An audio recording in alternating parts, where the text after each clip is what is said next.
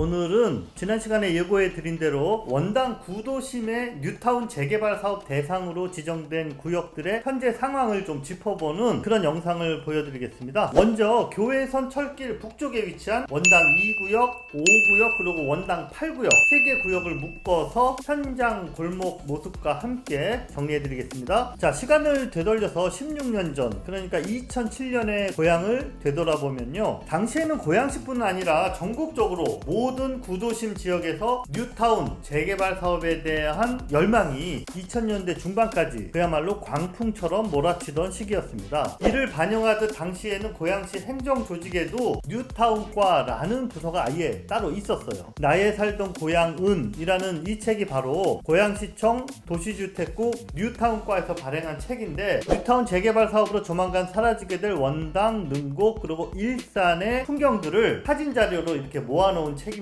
뉴타운 사업이 당장이라도 시행될 것 같은 어떤 믿음과 기대감이 모두에게 충만했었다라는 이야기죠. 하지만 16년이 지난 지금 되돌아보면 대부분의 계획들이 지연되거나 또는 무산되고 말았습니다. 자, 원당에서 2007년 이후에 재정비 촉진지구로 지정된 구역은 원당 1구역부터 8구역까지 상업구역을 더해서 모두 9개입니다. 9개 구역 중에서 공사가 진행되고 있는 곳은 단 한 곳, 철거가 막 시작된 곳이 역시 딱 한 곳, 지난번 영상에서 보여드렸던 원당 1구역이죠. 올 봄에 겨우 사업 시행 인가가 떨어진 곳도 역시나 한 곳밖에 없습니다. 나머지 구역들은 사업 추진에 난항을 겪다가 결국 재정비 촉진지구에서 제척됐습니다. 자, 오늘은 교외선 북쪽에 있는 원당 2구역과 5구역, 8구역의 현장에서 촬영한 영상과 함께 짚어드립니다. 먼저 원당 2구역입니다. 이곳은 오랜 진통 끝에 2023년 3월에 마침내 사업 시행 인가가 떨어졌고 현재 관리 처분 계획을 수립하고 있는 단계입니다. 원당 2구역 위치는 고양시청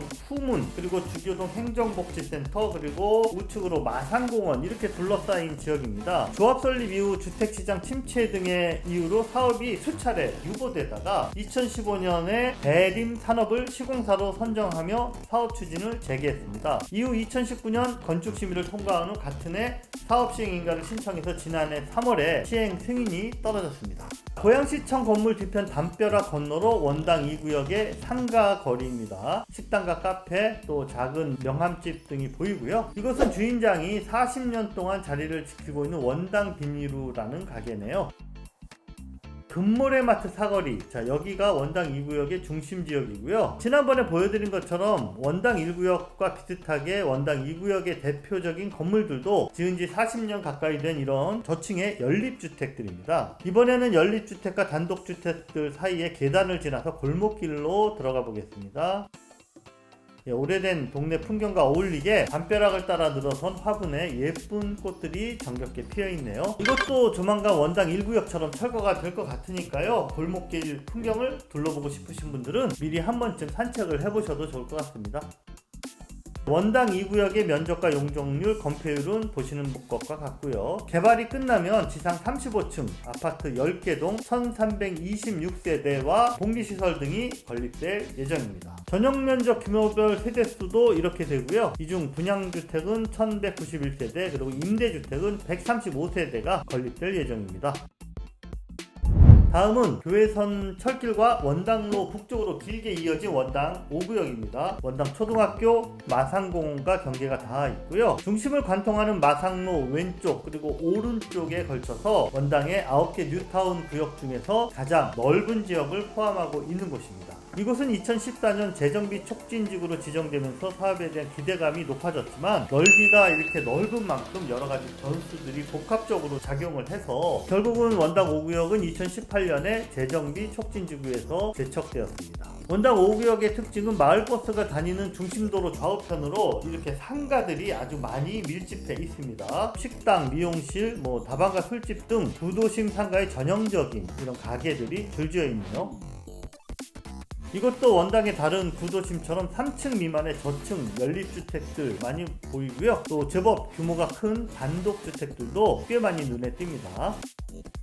또한 촉진지구에서 제척된 이후에 토지주가 개별적으로 재건축을 한 깨끗한 빌라 건물들도 많이 들어섰습니다. 또 이곳은 지난 정부 때 대대적으로 진행된 원당 도시재생 뉴딜 사업의 흔적들을 곳곳에서 볼 수 있는 지역입니다. 원당 초등학교 앞길인데요. 거리가 아주 깔끔하게 정비가 됐고요. 외관을 예쁘게 단장한 건물들도 눈에 띕니다. 지금 보시는 배달의 행복 나눔터를 중심으로 주민 주도의 도시재생 사업이 활발하게 펼쳐졌는데 정권이 바뀌면서 지금은 사업이 많이 위축된 모습입니다. 마지막으로 원당 1구역 영상에서도 잠깐 보여드렸던 우일 종합시장 상가 건물입니다. 한때는 꽤 인기가 있었던 주상 복합 건물이죠. 제가 가끔 들르는 맛있는 족발집도 이 건물에 있습니다.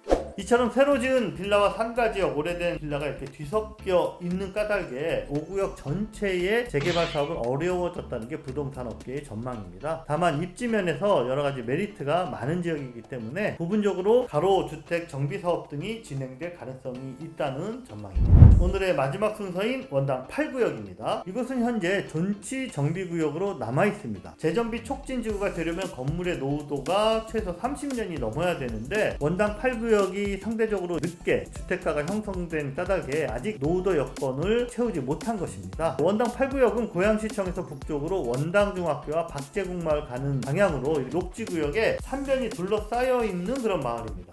그래서 마을 주민들은 재개발이 잘 되면 숲세권 아파트가 될 것이다 라는 기대감을 표하기도 합니다. 네, 원당 8구역 감싸고 있는 마산로인데요. 봄이면 벚꽃이 화사하게 피는 숨은 명소입니다. 화면의 왼쪽은 마산공원 녹지이고요. 오른쪽으로 저층 아파트들이 이렇게 보이네요. 건물들이 전반적으로 지은 지 얼마 안 돼 보입니다. 하지만 골목 안쪽으로 들어가 보면 상대적으로 노후화가 상당히 진행된 이런 연립들도 많이 보이네요.